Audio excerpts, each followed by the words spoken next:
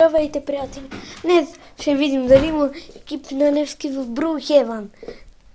Ей, сега ще видим. Ето. Пишем сега Левски.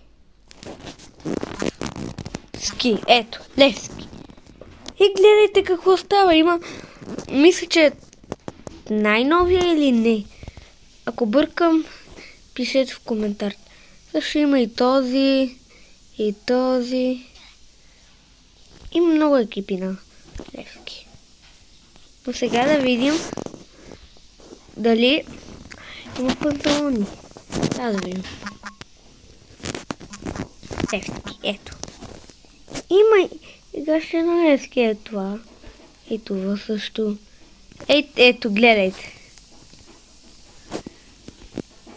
Това пък какво е?